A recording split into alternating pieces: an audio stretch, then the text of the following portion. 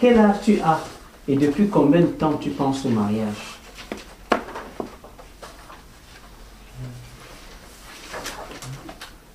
Tu notes ton âge et tu dis depuis combien de temps tu penses au mariage.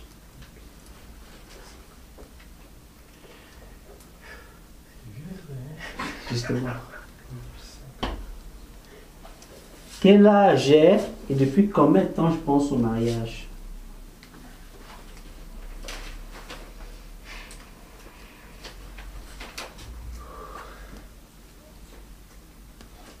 Donc, si tu as trouvé, parce que c'est rapide pour toi,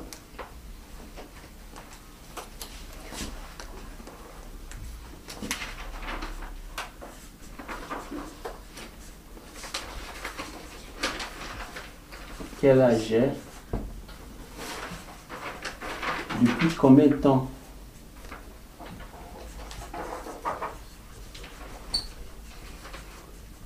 Depuis combien de temps je pense mariage?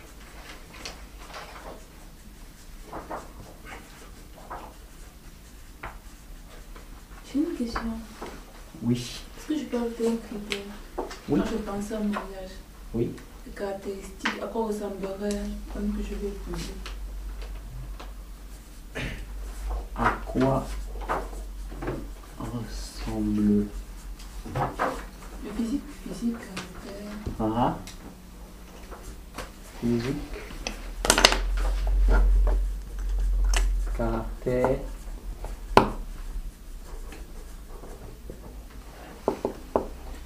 Oui.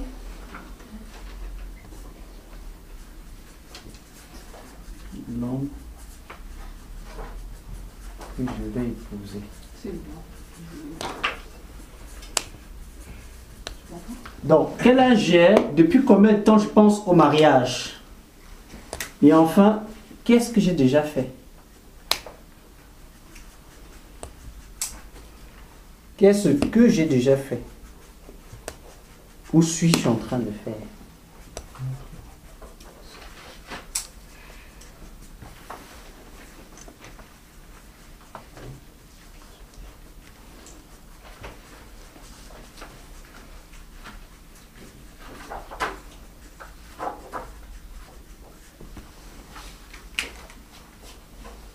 Oh, j'ai 30 ans, je pense au mariage depuis 10 ans. Et depuis 10 ans là, qu'est-ce que j'ai fait? Et qu'est-ce que je suis en train de faire?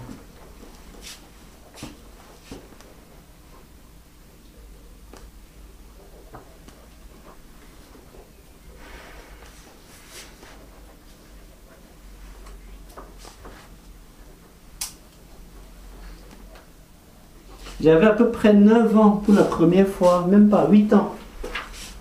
Pour la première fois quand moi je pense au mariage. Tu as quel âge? 10 ans. J'avais 8 ans pour la première fois quand je pense au mariage.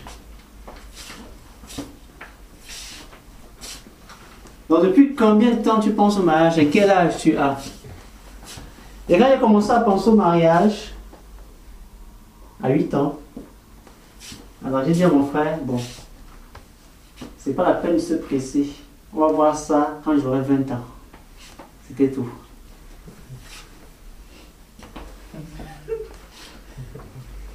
Mais j'avais 8 ans quand j'ai pensé. J'ai dit, à 20 ans, on va voir ça. Et j'ai oublié. Donc, qu'est-ce que j'ai déjà fait? Où suis-je en train de faire?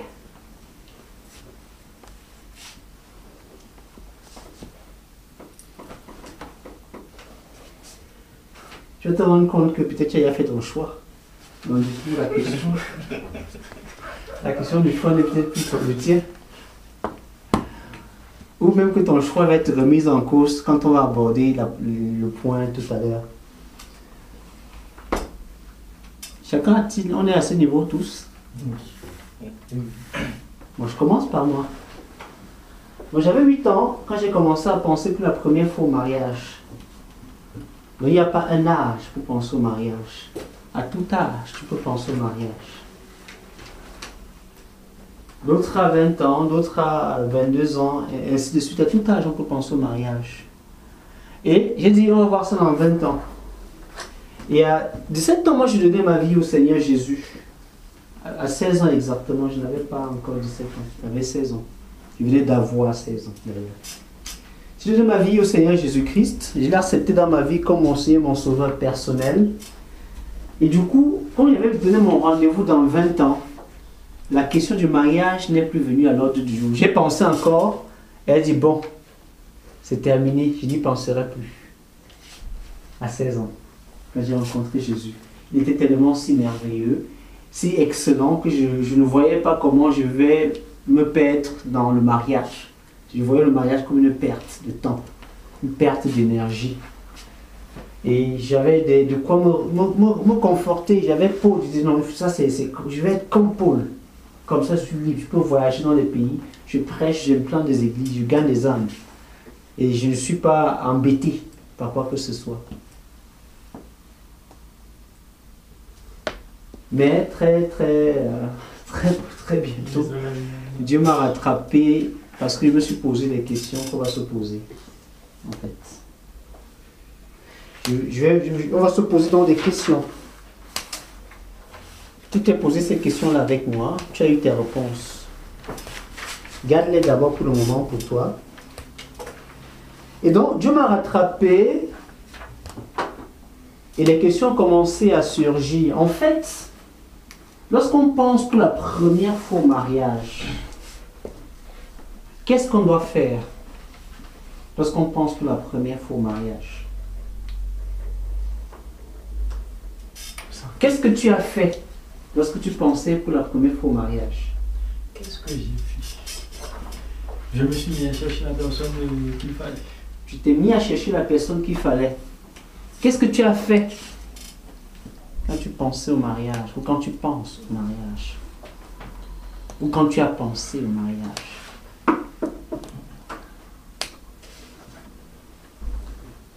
Qu'est-ce que j'ai fait? J'en ai parlé avec un grand frère et puis je priais pour ça. Il a parlé avec un grand frère et puis il a prié. Qu'est-ce que tu as fait? Chercher aussi la bonne personne. Chercher la bonne personne. Qu'est-ce que tu as fait, Stéphane? En fait, quand j'ai pensé au mariage la première fois, je me suis dit que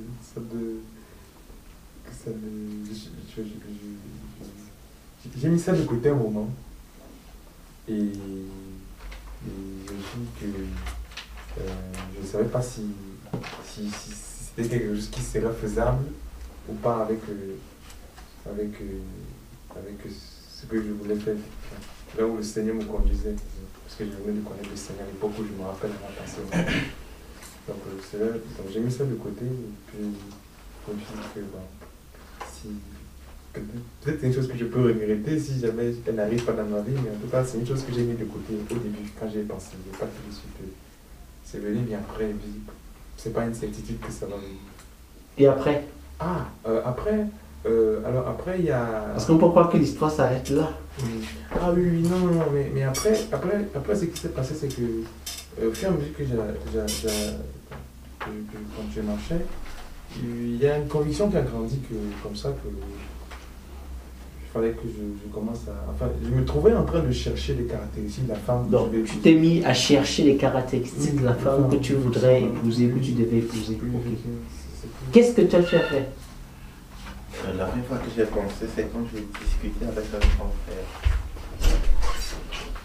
Et ce que j'ai fait, j'ai commencé à prier pour. Tu as commencé à prier pour. Qu'est-ce que tu as fait? Bon, je pensais au mariage, c'est quand j'ai connu le Seigneur aussi, parce qu'avant, ça ne m'intéressait pas. Et puis, bon, quand on vient de rencontrer le Seigneur, normalement, généralement, bon, moi, je ne voulais pas. En fait, je ne voulais pas. Mais le Seigneur sait que c'était impossible, hein, que je reste comme j'étais. Mais bon, mais j'ai prié par rapport à ça aussi, mais en fait, moi plutôt, je faisais l'image de la personne que je voulais aussi. Donc tu as commencé à te projeter, à rêver. À rêver. à rêver. Ouais, voilà, l'image calculée, comment il sera et tout. C'était pas drôle. Bienvenue. On te met rapidement dans le bain. Je pense mariage. Bon, déjà, tu as les feuilles, tu as le stylo, si tu ne l'as pas de quoi noter. Je pense mariage, quelles sont les questions que je me pose? Je m'attends à quoi? Quelles sont les interrogations que j'ai? C'est ça qu'on a noté jusque-là.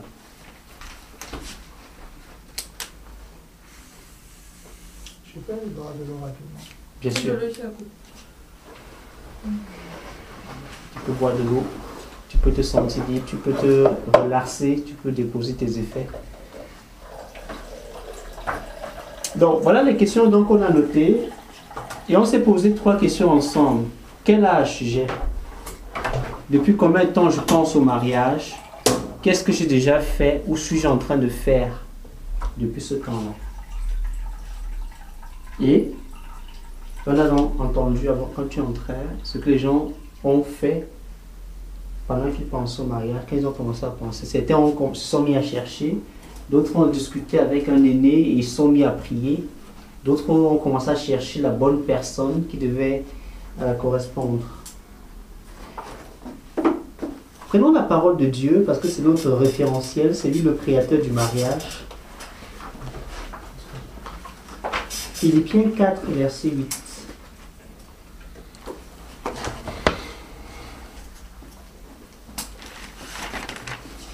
Philippiens 4, verset 8.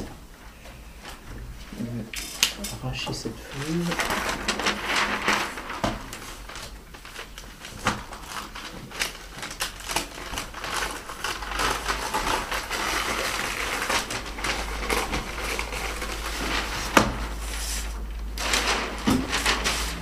Philippiens 4, verset 8.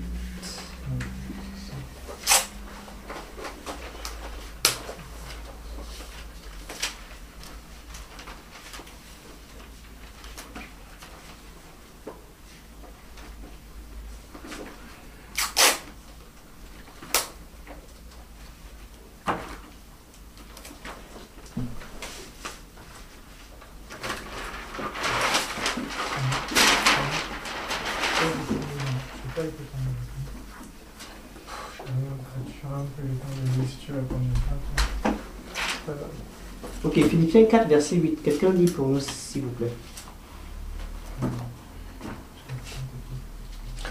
Au reste, frères, que tout ce qui est vrai, tout ce qui est honorable, tout ce qui est juste, tout ce qui est pur, tout ce qui est aimable, tout ce qui mérite l'approbation, ce qui est vertueux et digne de louange, soit l'objet de vos pensées.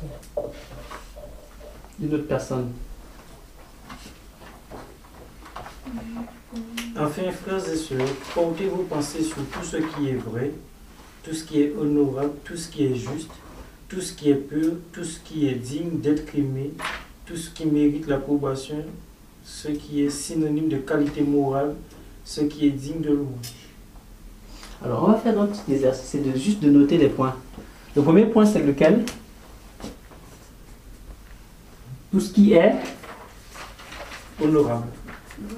c'est honorable chez toi? Oui. Là, c'est... J'écris les deux. Le deuxième point, Tout ce qui est juste. honorable chez toi. Allez, juste. Tout ce qu'on a dit honorable au tableau. Ensuite, Tout ce qui est pur. pur.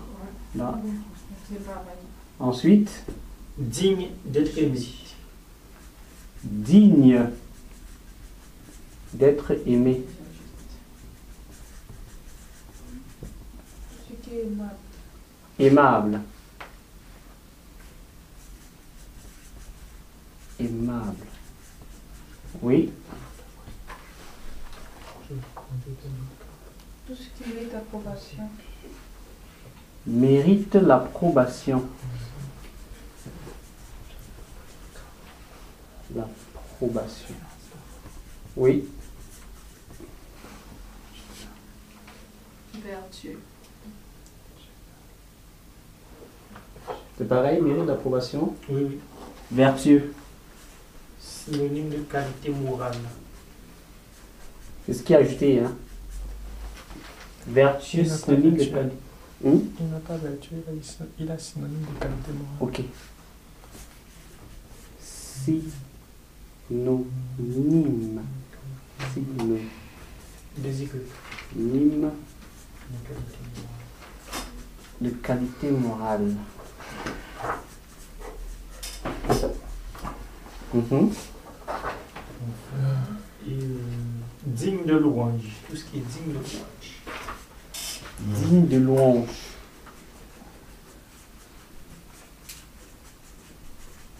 Oui. Quoi? C'est tout. C'est tout. Donc on a 7 points. Donc quand je pense au mariage pour la première fois, est-ce que mes pensées sont vraies? Est-ce que mes pensées sont vraies? Est-ce que mes pensées sont honorables? On peut y apporter un honneur. Est-ce que ma pensée, elle est juste? Est-ce que ma pensée, elle est pure? Est-ce que ma pensée, elle est digne d'être aimée? Elle est aimable, ma pensée. Est-ce que ma pensée mérite que l'on me donne de l'approbation? On me dit, félicitations, ça c'est bien. Ta pensée, elle est super. Est-ce que ma pensée, elle est vertueuse? Synonyme de qualité morale. Est-ce que j'ai des pensées qui sont correctes pour le commun des hommes? Qui n'exigent pas une appartenance à Dieu ou pas. C'est juste digne d'être accepté par la morale. Est-ce que ma pensée, donc, elle est digne de louange? Est-ce qu'elle est digne de louange? Donc quand je pense au mariage, voilà ce qui doit faire l'objet de ma pensée au sujet du mariage. Premièrement, ce doit être une pensée vraie. Ça doit être une pensée juste, une pensée pure. Je m'explique en prenant un exemple.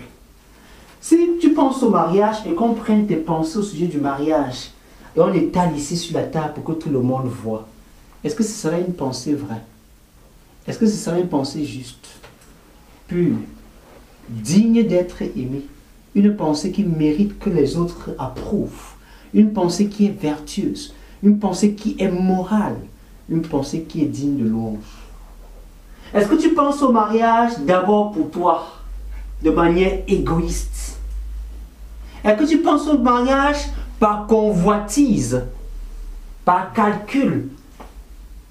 Est-ce que tu penses au mariage par imitation, pour faire comme les autres, pour être comme les autres?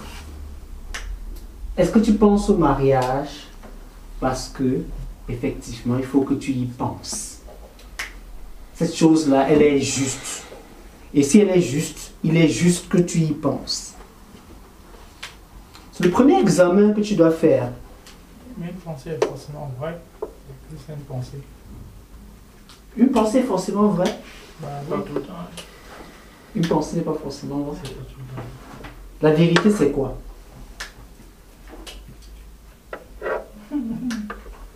Non, en fait, une pensée est vraie dans le sens où si je pense que j'ai faim, bah oui, j'ai faim.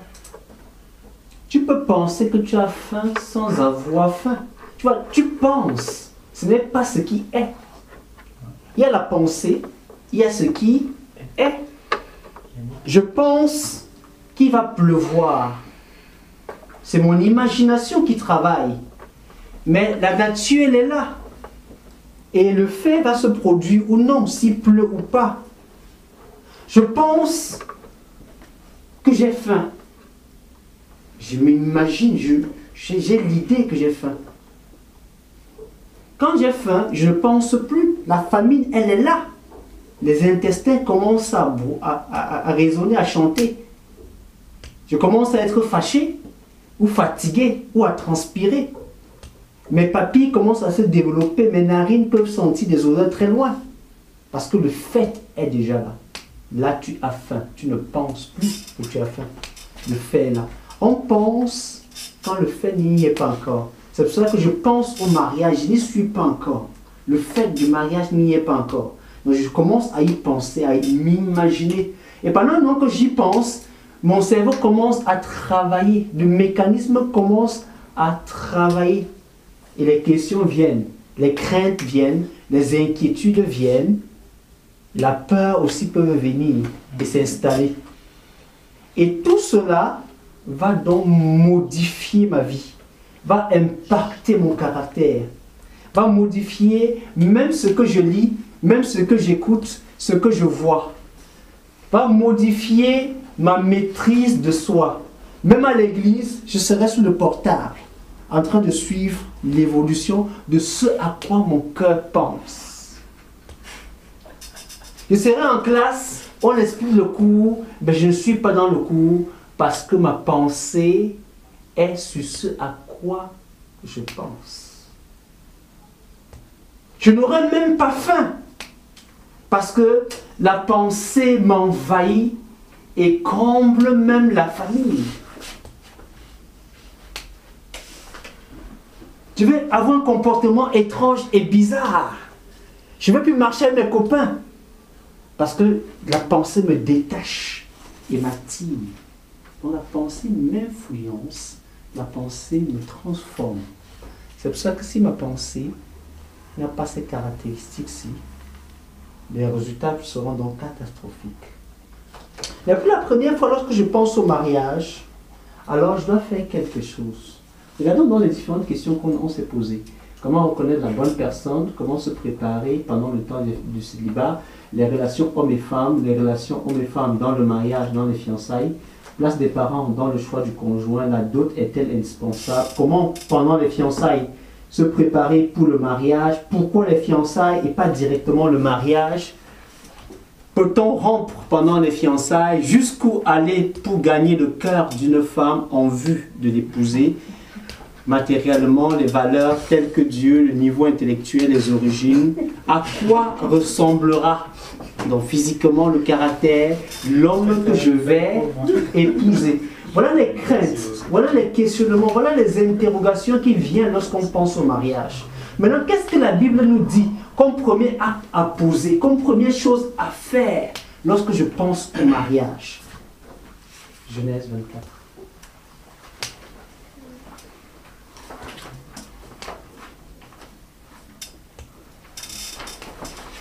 D'autres personnes, pendant qu'ils pensent au mariage, ils ont discuté avec un grand frère. Ils se sont mis à prier. Certains ont commencé à chercher. Certains se sont posés des questions.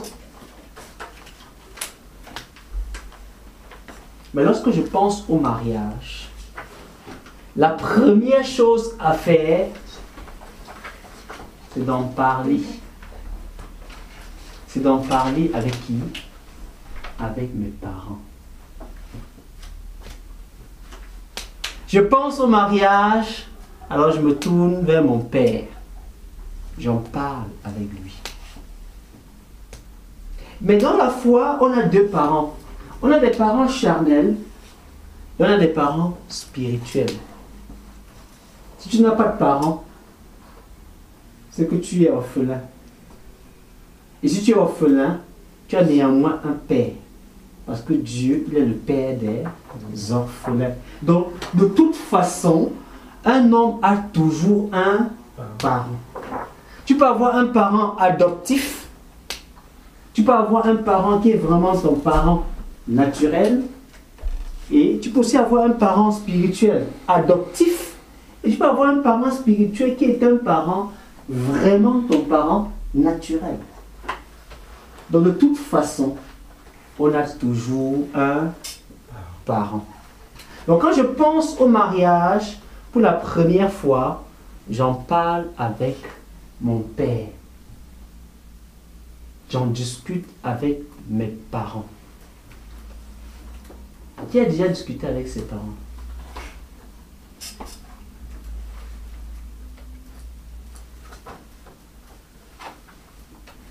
Et qu'est-ce que ton père ou ta mère t'a dit? Qui a discuté avec sa mère et non pas avec son père? Non, d'abord, non, que avec sa mère, pas avec son père encore. Je comprends pas la question. As-tu uniquement, quand je dis parents, on voit père et mère. Mais maintenant, il y a des personnes qui peuvent avoir uniquement discuté avec leur mère et non pas avec le père. Je me demande donc, qui a uniquement discuté avec sa mère et non pas avec son père? Ok. Donc quand je pense au mariage, premièrement mes parents. On va lire Genèse 24. Quelques parties, morceaux choisis.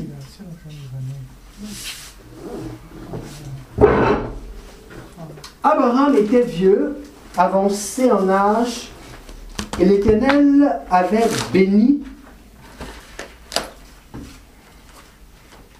Abraham en toutes choses. Je vais pas chercher un peu là plutôt. Abraham dit à son serviteur, le plus ancien de sa maison, l'intendant de tous ses biens, mais je te prie, ta main sous ma cuisse, et je te ferai jurer par l'Éternel, le Dieu du ciel, et le Dieu de la terre, de ne pas prendre pour mon fils une femme parmi les filles des Cananéens, au milieu desquelles j'habite. Justement ce que disait, prends les petites chaises qui servent de table, qui sera forcément logé. Laisse la seule, vous allez s'en occuper. Je reprends, parce que ça nous a un peu perturbé ça. Abraham était vieux, avancé en âge, et l'Éternel l'avait béni. Abraham en toutes choses. Abraham dit à son serviteur, le plus ancien de sa maison, l'intendant de tous ses biens, mais je te prie, ta main sous ma cuisse, je te ferai jurer par l'Éternel, le Dieu du ciel, de ne pas prendre pour mon fils une femme parmi le peuple desquels j'habite, une femme cananéenne.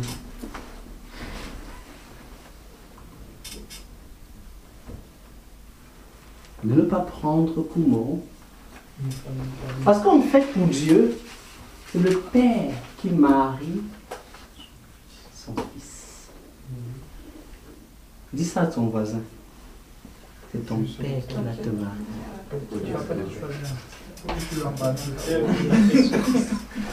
C'est le Père qui marie le Fils pour le Seigneur. Qui a donné la femme à Adam? Dieu. Non. Dieu.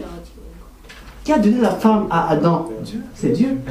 Le Créateur, le Père d'Adam a donné épouse à Adam. Pourquoi? Parce que dans Genèse chapitre 2, Dieu dit, il n'est pas bon que l'homme soit seul.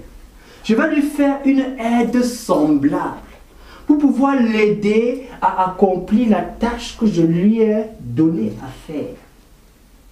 Donc quand je pense au mariage, la première personne à qui je dois parler, c'est celui-là qui me donne l'épouse. Papa, j'ai des pensées. Quelle pensée tu as, mon fils? Être comme toi, comment? Être comme toi, papa. Comment, mon fils? Me marier. Déjà? Ben oui. Et là, tu as adressé la requête à la bonne personne.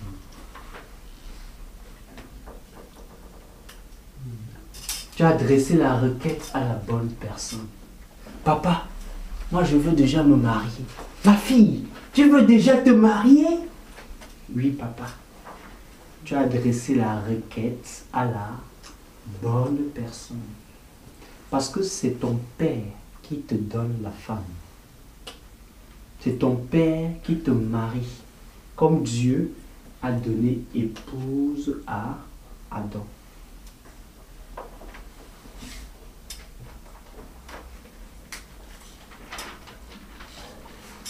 La place des parents dans le choix du conjoint. Pour celui qui a posé cette question, donc mon père intervient dans le choix de mon épouse. pour éviter qu'il y ait donc un conflit entre mon père et moi, quand j'y pense, je n'ai pas encore choisi, je n'ai qu'une pensée. Mon cœur, il est encore vide. Il n'y a encore personne qui est dans mon cœur. Alors quand j'en parle avec mon père me donne des conseils. Mon père me donne des recommandations. Il fait passer le lion. Je vois le lion avec sa tinière. Il fait bouh. Il dit que mais vraiment toi tu es le roi de la forêt. Mais ça ne peut pas marcher. L'éléphant vient avec sa trompe. Oh, avec l'ivoire. Ça t'impressionne. Tu regardes. Mais tu secoues la tête. Ça ne peut pas aller. La girafe vient avec son cou. Elle met les pas majestueuses. Ça t'épate. Tu dis waouh. Parmi les créatures, il y en a une. C'est toi. Mais tu n'es pas semblable. Tu n'es pas semblable. Parce que tu en parles avec ton père te donne donc plein de conseils comme ça. La girafe, l'éléphant, le lion. Après, ton père te donne le secret, la recette. Et la recette là, quand tu vas identifier, quelqu'un a parlé de reconnaître quelque part. Une question. En ce moment-là, tu ne cherches pas, tu reconnais. On reconnaît ce qui nous appartient, ce qu'on a. C'était toi, c'était toi. C'est la pièce qui va là. Tu reconnais ce qui t'appartient. La femme a été créée de l'homme. On a tiré une côte, on a fait la femme. Quand l'homme regardait le lion, il ne voyait pas sa personne dans le lion. Il a regardé la girafe, il ne voyait pas sa girafe. Dans la girafe, quelque chose qui était issu de lui. Pour qu'il le reconnaisse que ce stylo-là, il m'appartient. Je l'avais. Donc quand l'homme a vu la femme, là seulement commencé à taper les mains sur la poitrine. Il dit, toi, c'est elle. On va t'appeler femme. Parce que tu as été prise de moi. Il a reconnu. Mais pour qu'il le reconnaisse, il a fallu que son père lui donne quelques pépites, quelques secrets. C'est pour ça que lorsque je pense au mariage, première chose, j'en parle à mon père. J'en parle, pas à ma mère, mais à mon père. Pourquoi? Parce que ma mère n'existe qu'à cause de mon père. Et ce n'est pas ma mère qui me marie, sauf si ma mère a pris l'autorité de mon père après le décès de mon père. Elle est donc devenue mon père et ma mère en même temps. Parce que dans le mariage, elle et mon père ont formé une seule chair. Si mon père n'y est plus, elle bénéficie naturellement de l'autorité parentale sur moi. C'est pour ça que s'il ne reste que ma mère, elle a tout droit là-dessus. Donc quand j'y pense, je n'ai pas encore choisi qu'elle soit blanche, noire, jaune, métisse, rouge, bleue. Mon cœur, il est vide. Donc quand je vais en parler à mon père, je n'ai pas peur. Qu'on va dire non, qu'on va dire oui. Mon cœur, il est totalement vide. Donc quand j'arrive, je lui parle. Je dis, ok maman, je pense au mariage. Alors hop, maman dit, mon fils, arrête très vite de penser au mariage. Ce n'est pas bon pour toi. Et quand tu dis ça, tu te fâches. Que wow, maintenant, on est jaloux de moi. On ne veut pas que je me marie. Tu commences à gonfler. Tu commences à te fâcher. Quand tu viens voir ton papa, papa, je veux penser au mariage. Finis d'abord l'école avant de venir me parler de ces choses. À quel âge tu penses au mariage, mon fils? Va d'abord voir le doctorat. Quand tu reviendras avec ça, on pourra voir s'il faut parler du mariage. Tu te fâches, tu commences à vexer. Oh, oh, oh, ne me fais pas voir du bien. Oh, oh, tu t'énerves. Mets la main là. Tu ne sais pas ce que tu fais. Parce que la Bible dit, dans Cantique des Cantiques, Cantique des Cantiques, 3:5. Quand ton père te dit stop, c'est qu'il connaît Cantique des Cantiques sans le connaître même parfois. Il te le dit. Et toi, ça t'énerve. Cantique des Cantiques 3:5.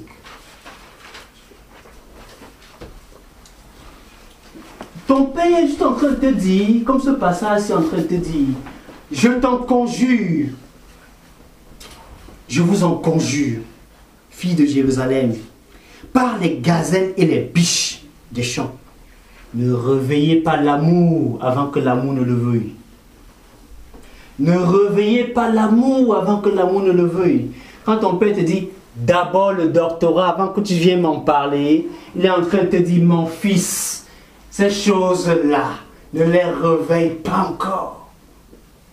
Ne réveille pas avant que l'amour ne le veuille. Garde d'abord ça. Mais généralement, tu te fâches pourquoi? Parce que tu as déjà fait ton choix, tu as déjà fait tes plans et tu as même parfois arrêté tes dates. Et quand tu débarques, Dieu utilise ton père pour te dire stop, ça ne marche pas comme ça. Tu t'énerves, tu prends une croisade de prière, une croisade de jeûne, tu mobilises ton réseau de prière. Prions pour que Dieu touche le cœur de mon père, pour que Dieu change ses pensées, ses voix, pour qu'il revienne sur sa décision, qu'il anticipe, il permet qu'on fasse les choses avant, telles que moi, je les ai arrêtées. C'est Dieu qui est en train de te dire, mon fils, tu as mal commencé. Je voudrais t'aider à corriger. Je voudrais te remettre sur le chemin. Parce que si tu avais pensé au mariage et que tu t'allais voir ton père devait te dire, mon fils, ne va jamais là-bas. Prends une femme qui n'est pas de Canaan. Tu peux prendre toutes les autres femmes que tu veux, mais pas une fille de Canaan. Alors tu sais que pendant que le lion va passer, tu es le lion, tu viens d'où? De Canaan. Donc tu peux continuer à circuler parce que la girafe va être derrière toi. Bien plus épatante. Quand la girafe arrive, tu es d'où? Je suis de Canaan. Circule. Donc le Canaan a deux significations. C'est d'abord le Canaan spirituel. De la même manière que tu ne peux pas épouser quelqu'un qui n'est pas semblable à toi. Quelqu'un a parlé des ressemblances, des valeurs. Ici. Tu ne peux pas épouser quelqu'un qui n'est pas semblable à toi. Tu vois, le lion, il rougit, mais il lui manque quelque chose. Il ne te ressemble pas. Donc ça ne peut pas marcher. Tu peux même forcer, tu te maries. Mais dans le temps, ça ne va pas marcher. Ça ne va pas marcher. Ça ne va pas marcher. Il te ressemble parce que vous avez les mêmes cellules animales, lui comme toi, mais ça ne marchera pas parce que il y a des critères de ressemblance physique, caractère, origine, intellectuelle même. Lui réfléchit comment il va manger les animaux. Toi tu réfléchis comment tu vas peupler la terre. Vous êtes diamétralement opposés. Donc vous pouvez même forcer le mariage parce qu'il est épatant. Il gouverne dans la forêt. Et tu aimerais épouser quelqu'un comme ça qui gouverne dans la forêt. Ah! Les premiers jours, ça va gouverner dans la forêt. La première semaine, ça gouverne dans la savane. La quatrième semaine, ça commence à gouverner que dans la maison. La cinquième semaine, ça ne gouverne plus du tout parce que vous êtes séparés. Ça ne peut pas marcher. Ça ne marchera pas. Dans le temps, ça ne marchera pas. Donc, il est important que lorsque je pense au mariage, première chose, avant de commencer, avant que mon cœur ne parte, je dis, mon cœur ne bouge pas. Calme où tu es. Je vais en parler à mon père. Mon père me donne toutes les recettes. Maintenant, là, je sais. Bon, mon cœur, tu veux aller par où? À gauche, c'est le bon chemin.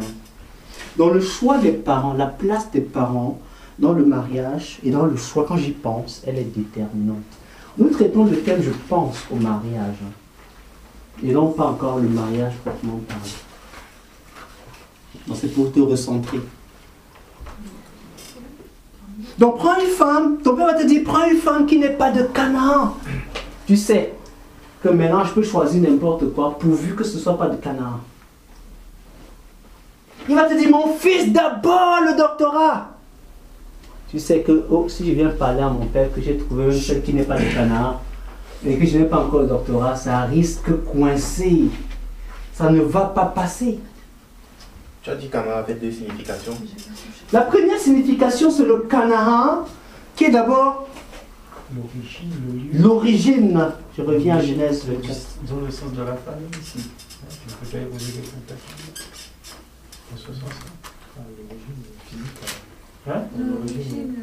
Abraham dit quoi? Ethnique, c'est ça peut-être? Géographique. Ah, l'origine géographique. D'accord. Et je te ferai jurer par l'Éternel, le Dieu du ciel et le Dieu de la terre, de ne pas prendre pour mon fils une femme parmi les filles de Canaan au milieu desquelles j'habite. Donc le premier Canaan, c'est l'origine de la personne. Et dans l'origine, qui est donc subdivisée en deux, qui donne dans le deuxième Canaan, c'est la ressemblance.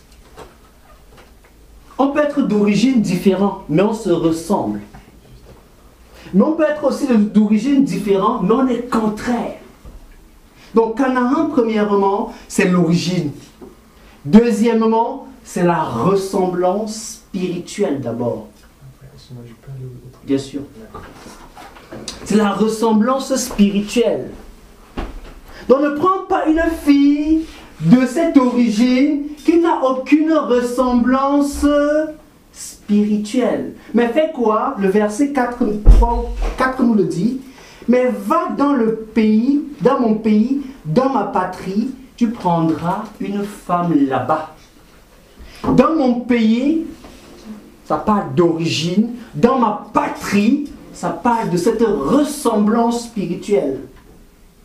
Quand tu dis je suis du Cameroun, je suis de la France, je suis de la Guyane, la Guyane appartient à la France. Oui. Dans la France, c'est le pays. La Guyane devient comme ta patrie. Je suis européen. Je suis français. Va en Europe, mais en France. Parce qu'en France, on parle le français.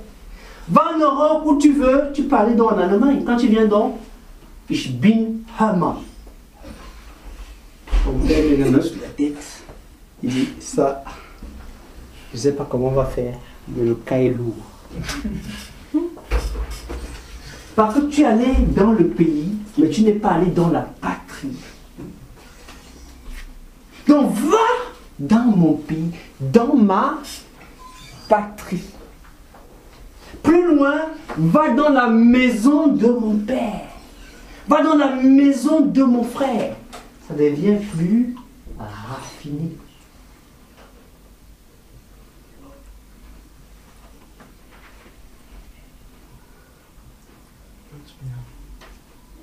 Reconnaître la bonne personne. Les origines. Les valeurs que l'on partage. Ésaïe 30.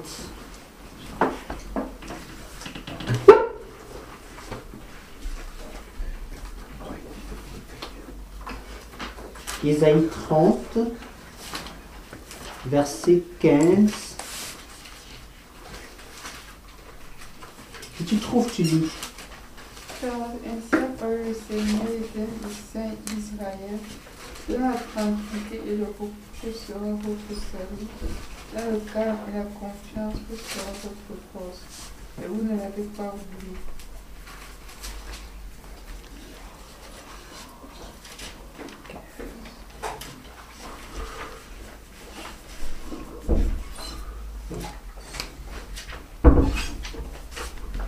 C'est dans le calme et la tranquillité que sera votre force. Dans le calme et la tranquillité que sera votre force. Donc quand ton cœur commence à palpiter, arrête-toi. À coup sûr, le plan là n'est pas bon. C'est ce qu'on appelle le coup de foudre. Le coup de foudre n'est qu'une décharge de démons en réalité. C'est vrai que tu te mets, tu commences à te piquer, quand tu commences à sauter. Tu te tiens plus, tu te contrôles plus. Quelque chose de bizarre s'est passé. Je te l'explique donc. Cette chose de bizarre qui t'est arrivée, c'est que ton cœur était ouvert à la convoitise. Les démons t'ont frappé. Tu iras pour prier. La pensée va remonter en surface. Alors que ton cœur n'a pas eu une pensée. Si sur le coup tu te rends compte que mince, je viens de convoiter, tu te repens, tu traites la pensée, c'est corrigé. Le premier regard est innocent. Le deuxième est celui de la convoitise. Tu marches, tu vois une femme dénudée. C'est innocent. Mais lorsque tu retournes la tête, là, tu as déjà péché. Le mécanisme du péché commence. Et tes pensées ne respectent plus ça.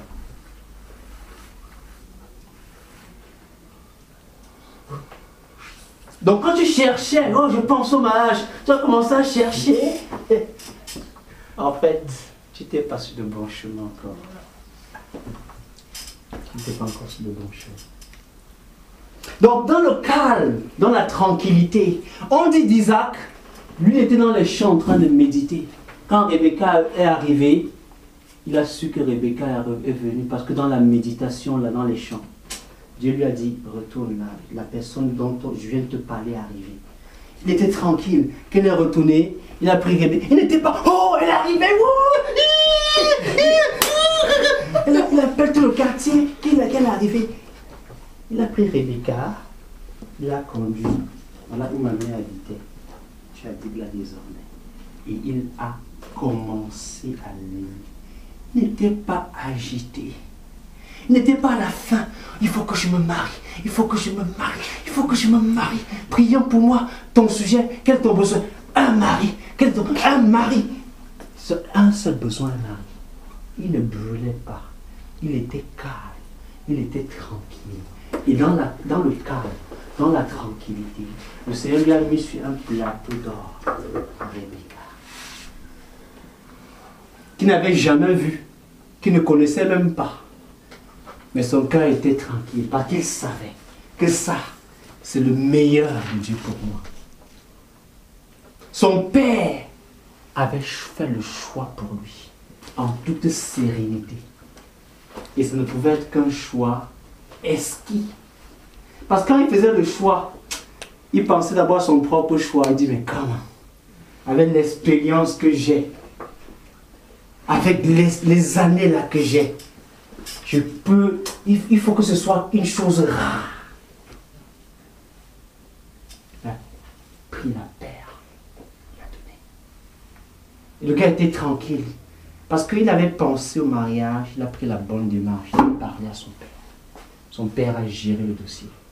Les affaires d'origine étaient réglées. De Canaan, les deux origines étaient réglées, tout était traité.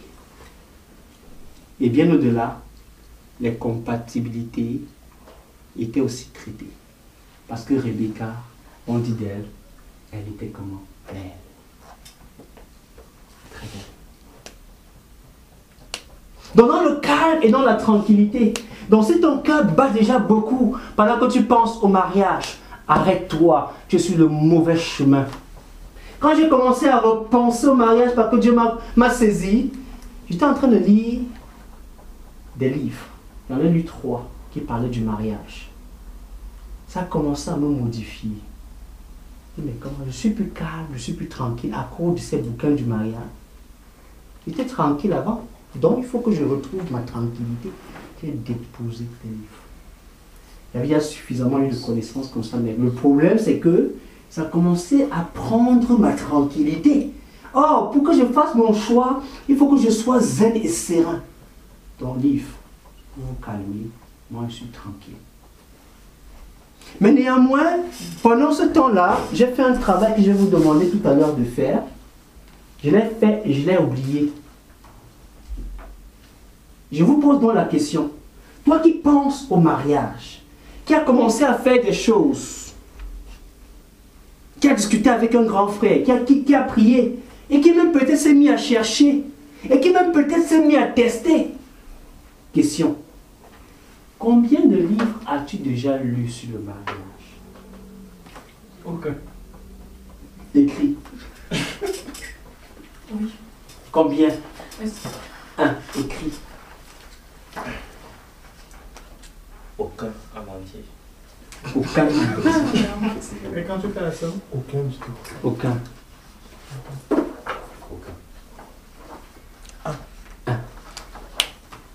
Quand je pensais au mariage, j'avais déjà lu 3. Maintenant, quand j'ai commencé à me marier, j'en ai lu 5 autres. Et même, qui n'étaient pas au standard. Parce qu'à une retraite de jeunes, on avait un cours après sur le mariage. On a mis les filles d'un côté, on a mis les garçons d'un côté. On a posé la question. Pourquoi tu veux te marier? Chacun s'est levé, c'était pour avoir de beaux enfants, pour fonder une famille. Après, on nous a posé une question. Combien de livres avez-vous lu? À l'époque, je n'avais même pas encore lu parce que je n'y pensais pas. Tous les garçons réunis, nous on avait lu 9 livres. Toutes les filles réunies, elles avaient lu 63 livres. Le record. Elle peut faire le Nouveau résumé record. comme ça. Elles peuvent faire le résumé, transmettre ça. Mais en fait, ça illustrait juste que nous, les garçons, on y pensait, mais on ne faisait rien. On ne s'instruisait pas, on ne se cultivait pas. On avait les yeux dans le ciel, ça va tomber. On va ramasser, on va mettre à la maison. Dieu pouvoir. C'était ça la pensée. C'est à l'issue de ça que j'ai lu les 3 premiers livres. Pour m'instruire. Mais si le calme n'est plus là, la paix n'est plus là, tu n'es pas sur le bon chemin. J'avais déposé, mais j'avais fait un travail qu'on va faire tout à l'heure. Ésaïe 55, verset 6. Qui dit, cherchez l'Éternel pendant qu'il se trouve. Lorsque tu es dans la paix, dans le calme et dans la tranquillité, et que tu es fort, et que ton recours est là, tu es zen, tu es lucide, rien ne te perturbe, aucun critère n'a encore saisi ton cœur, alors tu peux te mettre donc à chercher les voies de Dieu concernant le mariage. Et lorsque tu te mets donc à chercher les voies de Dieu concernant le mariage, et que tu as pensé, tu en as parlé à ton père, la deuxième question, la deuxième chose à faire, c'est de savoir ce à quoi Dieu t'a appelé. Parce que lorsque tu vas dans la rencontre de Dieu pour le chercher au sujet du mariage, le Seigneur te dit, mon fils, il y a d'abord le mariage entre toi et moi qui est important. Je t'ai appelé pour un but. J'ai un plan merveilleux pour toi. Et dans ce plan, quand tu déroules, tu vérifies que le mariage est écrit. Si le mariage n'est pas écrit, tu dis gloire à Dieu, le mariage n'est pas écrit. Et tu avances avec le plan que Dieu t'a donné. Mais si le mariage est écrit, tu t'arrêtes. Tu dis Père, voilà quelque chose du mariage. Si tu as écrit, c'est que tu sais déjà où elle se trouve. Et quand est-ce que ça va se passer? Et à quel moment? Et où? Et qui va même célébrer toutes ces choses-là? Et le Père va te décortiquer ces plans merveilleux, magnifiques qu'il a pour toi. Et en ce moment-là, tu vas faire donc un deuxième travail que je vais te demander de faire tout de suite. Le portrait robot de la femme de tes rêves ou de l'homme de tes rêves.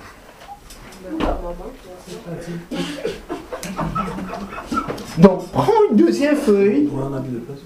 Tu fais le portrait robot de la femme de tes rêves. Et le portrait robot, on va donc aborder ces points-ci. On va aborder. On va aborder tout ça, oui. On sera avec les appareils photo. Donc, sur le portrait robot donc, de ta future femme, C'est bien de manger un autre. bon, le robot. Il y a 4 points qui doivent figurer. Le premier point, c'est le standard spirituel. Comme on l'a vu, elle ne doit pas être de Canaan. Et les deux, spirituels. Donc, premier point, standard spirituel. Deuxième point, tout ce qui est vertu. La description morale.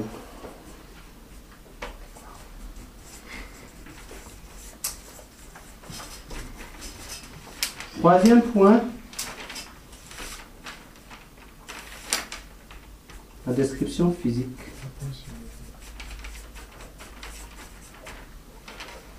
Qui mérite l'approbation, qui est aimable. Et quatrième point, le standard intellectuel ou le niveau intellectuel. Le standard, oui.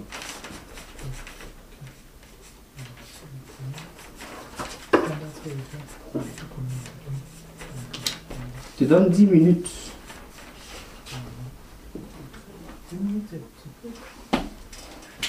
Puisque tu penses au mariage, en réalité, tu sais déjà à peu près où. Tu sais, parce que tu as commencé à chercher. Tu cherchais quelque chose sur certaines bases. Donc, tu as 10 minutes pour remplir ça.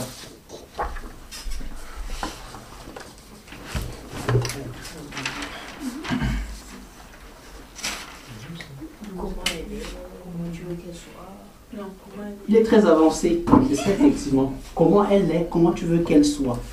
Au niveau descriptif spirituellement, qu'est-ce que tu attends? Honnêtement.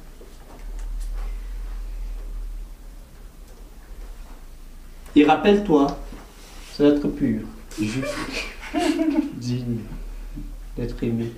De manière que si on prend ta pensée, on met là, on peut dire, c'est bon.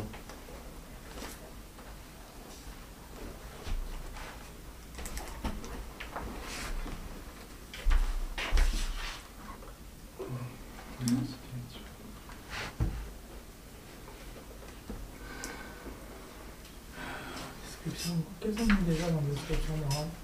La description morale, c'est tout ce qui est vertueux. Oui, Comme oui, enfin, honnête, c'est ça, non? Honnête, vrai. Je donne un exemple. Hein. Ouais. Ce que j'avais écrit à l'époque quand je cherchais désolé. J'avais noté obéissante et respectueuse. Okay.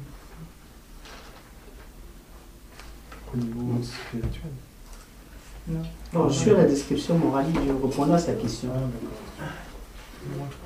Ce que tu demandes de faire, il y a des années que moi je l'ai fait. Quand je pensais encore, avant de commencer à chercher. Et avant même de me mettre à prier, parce qu'il fallait que je prie sur une base. Dans le calme, dans la tranquillité, mon cœur n'étant nulle part, n'ayant aucun calcul, aucune convoitise, je suis donc allé chercher Dieu pendant qu'il se trouve, et Dieu pouvait me parler.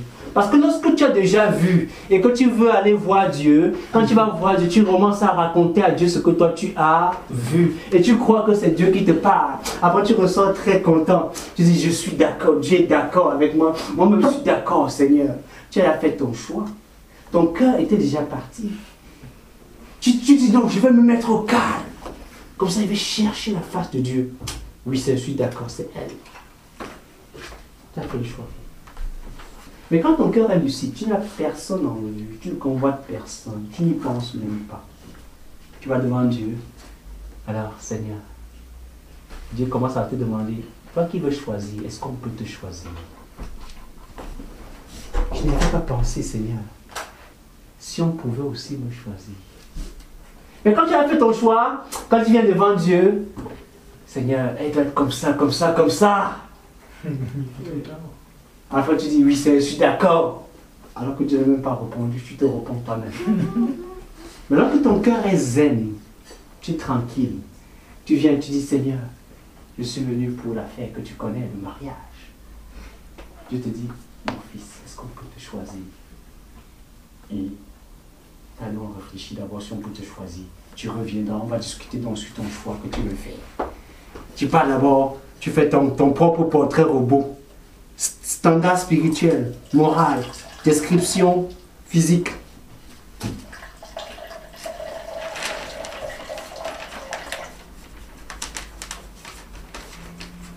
Description physique, standard spirituel, académique. Maintenant que tu as toi-même l'image de toi, quand tu vas devant Dieu avec un cœur, sans penchant, sans choix préalable, alors Dieu peut commencer à te dire, mon fils, voici ce que j'ai prévu pour toi. Parce que moi, je te connais. Il te faut ça, il te faut ça, il te faut ça, il te faut ça. Et sur cette base, avec un cœur propre, tu traces donc le portrait robot. Les gens m'ont demandé comment reconnaître que c'est la bonne personne. Parce que lorsque tu te connais toi-même, tu as fait ton propre portrait robot et tu as dressé le portrait robot devant le Seigneur calme et tranquille. Lorsque tu vas voir, tu vas faire comme ça. Vérifie. Lorsque j'ai rencontré Elisabeth, on ne s'est même pas rencontré. Ou même dit, on ne s'est pas rencontré. Bon, lorsque j'ai parlé à Elisabeth pour la première fois, parce qu'on était dans 2 pays, je lui ai dit, bon, ne bouge pas. Est-ce que tu vois le portrait là? Dis-moi si toi tu te vois dedans. Parce que si tu ne te vois pas dedans, ça ne peut pas aller. Elle devait me dire si elle-même se voit dedans. Parce qu'entre-temps, j'avais passé plusieurs dedans. J'avais mis les résultats. Parce que quand on se marie, ce n'est pas un jeu, c'est ta vie que tu engages. Quand on se marie, ça doit être juste, ça doit être vrai, ça doit être pur. Tu prends donc un risque vital. Et ça doit être donc traité avec tout le sérieux qui existe. De même que tu décides avec tout le sérieux qui existe de donner ta vie à Jésus, de la même façon, avec le même sérieux, tu décides de donner ta vie à une femme. Ou à un homme. Donc ce n'est pas l'amusement. Ce n'est pas un essai de rugby. On a dit le premier essai, le deuxième essai. Non. C'est un essai final. Si ça échoue, ça échoue. Si ça réussit, ça réussit. Donc pour que ça réussisse, je dois me préparer en conséquence. Quand j'y pense. Et comme ça, je saurai que je fais le bon ou le mauvais choix. J'ai déjà vu ce que papa dit, ce que mon père spirituel dit, des conseils qu'ils m'ont donnés, les garde-fous. Avec ça, je peux déjà affiner mon tri sélectif. Mon cœur est calme, il n'est encore parti nulle part. Je vais devant Dieu, Dieu me dit, regarde-toi toi-même, est-ce qu'on peut te choisir? Je vois mes sales caractères et moi je suis en train de décrire une princesse charmante, alors qu'elle ne peut pas décrire un prince charmant que je pense être. Je travaille d'abord sur mon propre cœur. Et à partir du travail sur mon propre cœur, Dieu dit, ok, bien fait mon fils, voilà donc ce que j'avais prévu pour toi, voilà d'abord le plan que j'ai pour toi. Tu déroules le plan, tu vois s'il y a le mariage dedans. S'il n'y a pas le mariage, tu dis gloire à Dieu. S'il y a le mariage, tu dis gloire à Dieu. Allez, hop, Seigneur, c'est comment? Calme, tranquille, tu cherches Dieu pendant qu'il se trouve. Tu vas devant la face de Dieu, Dieu te dit ça, ça, ça, ça. Tu notes. Maintenant, tu as de quoi aller prier. Tu as de quoi aller jeûner. Et tu as de quoi aller chercher. Est-ce qu'on cherche quelque chose qu'on ne sait pas? Je cherche mon aiguille, c'est que je l'avais. Et je sais comment il est. Je connais comment il était décrit, la couleur qu'il avait. Je cherche mon porte-monnaie, je sais qu'il est noir, il est bombé, il est comme ça. Il sent de tel parfum. Je l'ai acheté à tel endroit. Donc tu as les caractéristiques, tu peux décrire à quelqu'un. Et la personne peut aller chercher ton porte-monnaie et venir te donner. Parce que tu as le portrait, la description. Comme ça, quand tu vois le porte-monnaie, tu dis oui, c'est le porte-monnaie là. Tu es sûr et tu sais que tu fais le bon choix. Et tu sais que les parents y ont contribué. Les origines sont réglées. Le niveau intellectuel, tu es en train de le mettre. Tu sais que là, quand je vais dire je, elle va dire tu. On peut communiquer. Parce qu'on est sur le même diapason. Quand je vais dire X, elle va dire Y. On va mettre ensemble. Ça peut marcher. Mais si je dis X, elle dit -1. Alors là, on aura des difficultés. Ça ne peut pas communiquer. Et ça ne peut donc pas marcher. Et tu pourras faire comme un homme faisait. Il laissait toujours sa femme à la maison, il fermait. Parce qu'elle ne savait pas s'exprimer. Et lui, c'était un intellectuel. Alors, devant ses amis, elle ne pouvait même pas dire son nom. Vous vous imaginez la difficulté qu'il avait. Pourquoi? Parce que c'est un intellectuel. Et c'est pas allé longtemps. Parce que tu m'enfermes chaque fois, à un moment donné, quand je vais sortir et me libérer, je vais partir pour toujours. Parce que le standard spirituel, intellectuel n'était pas réglé. Ou l'autre, que lorsqu'il était à table, il avait peur que sa femme ouvre la bouche parce qu'il ne sait pas comment les phrases vont être constituées. Il avait peur. Est-ce qu'elle va parler? Est-ce qu'elle ne va pas parler? Il était mort de terreur à cause de ça. Ou une autre qui avait honte de la beauté de sa femme. Ou une autre qui était tellement si heureux de la beauté de sa femme qu'il a dit que non, c'est pas ma femme, c'est ma soeur. Parce qu'à cause d'elle, on peut me tuer. Faut toujours. Alors, est-ce qu'on a fini là? Qui a fini?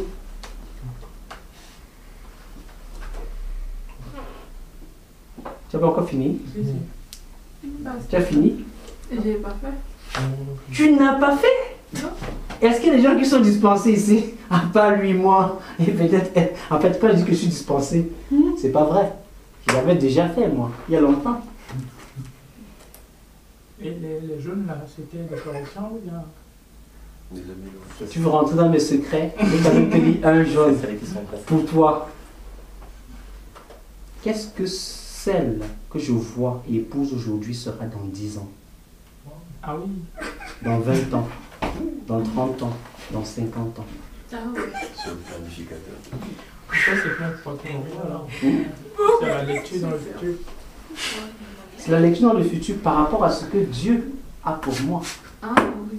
Quand tu vas devant Dieu, Dieu dit d'abord il y a un mariage entre toi et moi. Alors tu commences à voir ce que Dieu a prévu dans le temps. Et tu prends donc tes choix par rapport à ce que Dieu a prévu dans le temps. Tu n'épouses pas la girafe parce que demain la girafe va casser sa jambe. Tu vas dire que girafe, si tu avais épousé, tu avais fait 4 jambes. Donc là il me faut une autre girafe avec ses 4 jambes. Tu épouses un cœur parce qu'un cœur épouse un cœur pour une vision. Tu n'épouses pas un physique. Parce que l'huile peut tomber sur sa face, on fait la chirurgie esthétique, on greffe la face d'une autre personne, elle devient noire alors qu'elle était blanche au départ. Et ton cœur ne peut plus l'aimer parce que tu aimais le physique. Mais si tu aimes un cœur qui épouse un cœur qui s'unit pour accomplir une vision, vous pouvez même bagarrer. Mais à un moment donné, la bagarre va s'arrêter parce que les cœurs la s'aiment. Tu voulais savoir ce que j'ai écrit sur les jeunes? C'est bon. Donc, parfois, il ne faut pas être trop curieux. Tu peux avoir un message qui va te détruire Franchement. par rapport au niveau de connaissance et d'avancée avec le Seigneur. Je l'ai pris pour vous montrer que moi, je l'ai fait ce que je vous demande de faire. J'ai eu le privilège de connaître Dieu, d'être en avance. Et j'ai fait ces choses. Je vais vous donner une date en fait.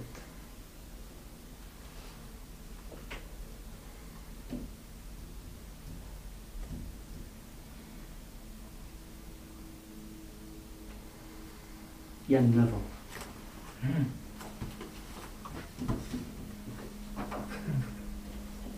À toi de voir. On peut que je fasse ça vite alors. C'est pour ça que tu es là ce soir et que tu t'accordes ce privilège. D'être là pour que tu le fasses vite, effectivement. Voilà. Ah oui, c'est loin. Donc, je fais dans le portrait descriptif, portrait robot, que tu l'as fait, ce qu'on est à jour. Maintenant, je prie, je jeûne. Je sais ce que je cherche. J'ai écouté Dieu, j'ai le portrait, je me connais. Et c'est moi aussi, je suis un prince charmant qui veut épouser une princesse charmante. Alors ça va marcher. Mais si je suis un cochon qui veut épouser une princesse, ça ne pourra pas aller. Ça ne pourra pas aller. Bon, il faut que je sois aussi une cochonne comme ça. La belle et la bête, ça a marché au final. Non, non, ça n'a pas marché. La belle, la bête, Ça n'a pas été loin. ça n'a pas été loin. Comme quelqu'un dit. Donc je prie, je jeûne, après mon portrait robot, et je ne m'arrête pas là. Parce que prier, c'est s'engager à agir. Maintenant, je commence à regarder. Mais d'abord, je me change, non? De changer, en fait, c'est un processus qui s'est déjà produit avant. Quand tu vas épouser, tu vas voir Dieu, Dieu te dit, mon fils, d'abord, il y a des choses entre toi et moi. Cela impacte et transforme ta vie. Parce que tu commences à fonctionner sur une base d'une vision que Dieu t'a donnée. Quand je commence à me projeter dans 30 ans, le mariage dans 30 ans, c'est quelque chose s'est produit dans ma vie. Quelque chose qui m'a transformé et qui a fait que je ne suis plus le Herman il y a 10 ans. Je suis un nouveau Herman, avec un plan que Dieu a mis pour moi, dans mes mains, dans mon cœur. Ça impacte mon choix, ça impacte mes décisions. Ma vie même est impactée. Tous mes choix sont faits. Comment cela contribue à ce que Dieu m'a... Tu vois, tous mes choix, comment le fait d'être à Airbus, travaillant pour Airbus, rentre dans les plans que Dieu a pour moi. Pour travailler, j'avais des contrats, j'avais plusieurs.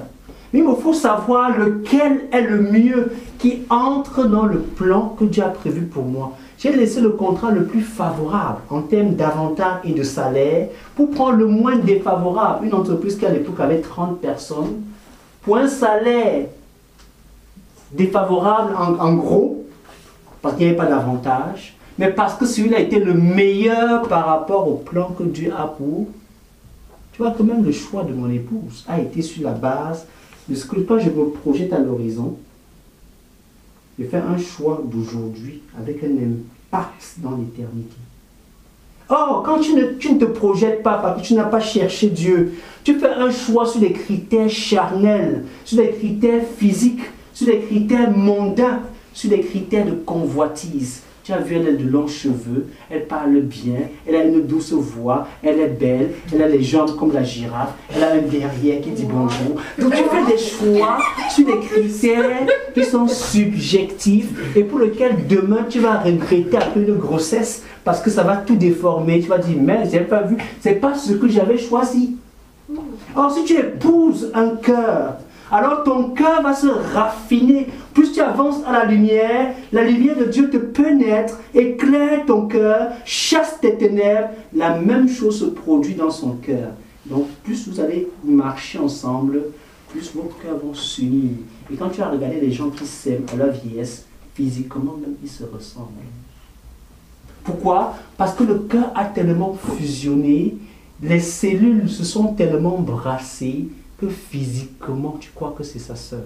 Pourtant, c'est son épouse. Ils se ressemblent. Et c'est pour ça qu'à un moment donné, Abraham pouvait dire que c'est ma sœur sans embâche, parce qu'il y avait une ressemblance. Il n'y avait pas seulement le fait que dans les gènes, effectivement, c'était sa sœur, mais il y avait une ressemblance à cause du débordement d'amour dans leur cœur. Et ce débordement d'amour dans leur cœur a impacté toute sa lignée, sa génération. La femme de Jacob était également belle. La femme des suivants, même la femme de David, ça a impacté toute sa génération à cause du profond amour. Donc quand on se marie, on pense aux générations qui sont en train d'être englouties dans l'alliance que je prends aujourd'hui. Donc ce n'est pas une mince affaire. Alors tu engages au moins, au minimum, 4 générations. Alors quand je pense au mariage,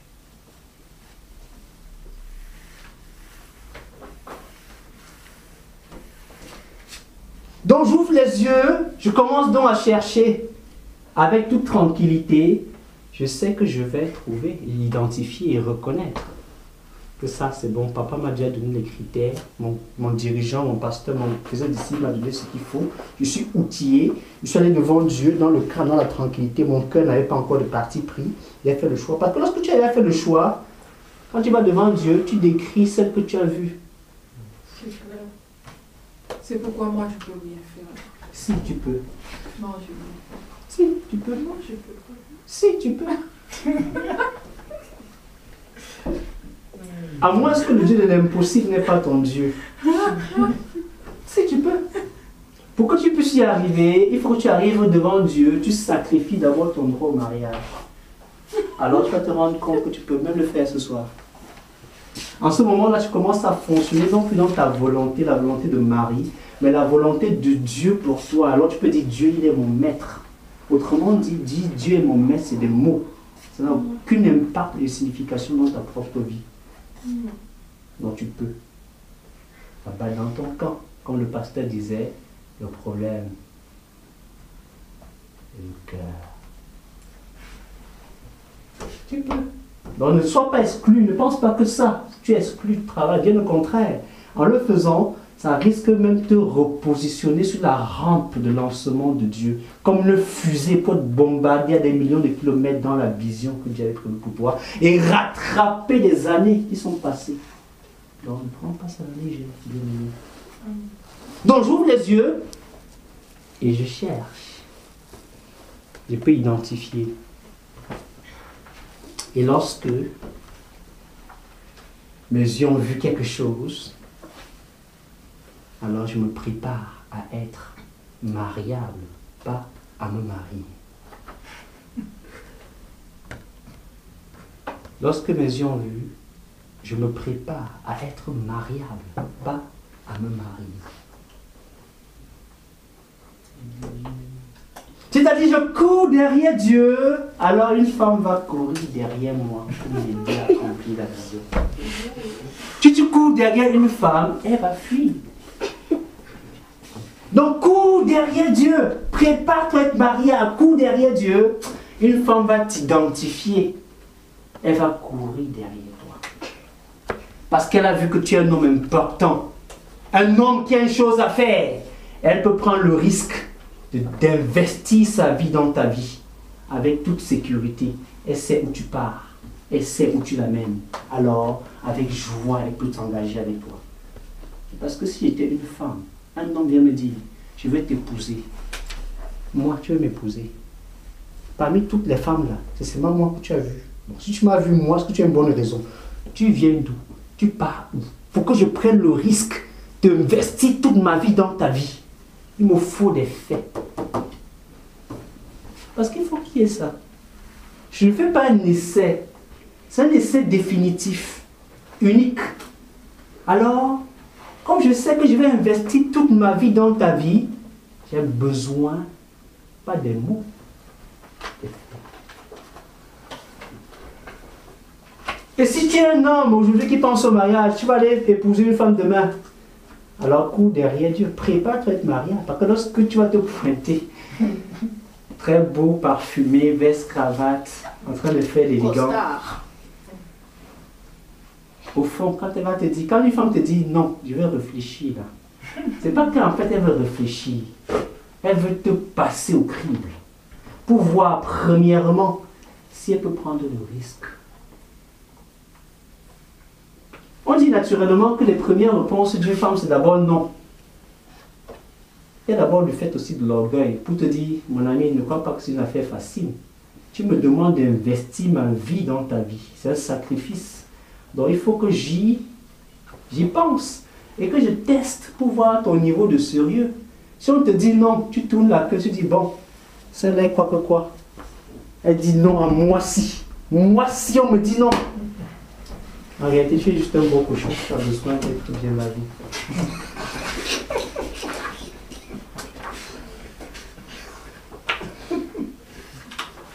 Mais tu peux avoir un oui définitif sans de non. Ça aussi c'est possible. Ça dépend de comment tu anticipes et tu traites avec Dieu. Tu traites son cœur, tu pétris tout dans la farine. Quand tu le mets là au four, ça produit le gâteau. Tu n'as pas mis. Si le non peut te frustrer, il y a des moyens pour régler la frustration. Viens me voir, j'ai ce genre de secret. Donc ce n'est pas une fatalité si on te dit non, et ce n'est pas non plus une norme qu'on va te dire non. Si on te dit non, demande-toi juste qui a dit non. Est-ce ton Dieu ou une autre personne? Si ce n'est pas ton Dieu qui a dit non, alors ne considère même pas ça. Mais si Dieu te dit non, c'est que c'est non. Si tu as dit oui et qu'on te dit non, dis à la personne, c'est pas un problème. Prends 10 ans, comme j'avais dit à Elisabeth. Tu peux aller réfléchir 10 ans. Il n'y a pas de problème. Je serai là. Pourquoi? Parce que mon cœur est tranquille. Mais quand ton cœur n'est pas tranquille, on te dit non. Oh, ça te picote. Tu appelles tous tes copains. On m'a dit non. Tu déprimes. Après, j'ai prié. J'ai jeûné. On m'a dit non. Tu es malade. Et quand tu es tranquille, on te dit non. Tu dis, c'est l'affaire là. Tu sais, moi je n'y suis pas. C'est toi, c'est ton affaire. C'est toi qui me donnes la femme. Donc, ça, c'est tes oignons. Isaac ne s'inquiétait pas. Il était lui au champ, il méditait. Il regarde. Le cocotier dit, oh cocotier, quand je regarde là, je vois une vision. Comment tu as pensé à te faire? Oh, quelle grandeur, Seigneur. Ta touche est sublime sur le cocotier. Quand il se tourne aussi, il voit, oh, le palmier est super, il est parti dans les racines pivotantes. Oh, quelle intelligence, le Seigneur est en train de mettre une racine profonde. Il méditait.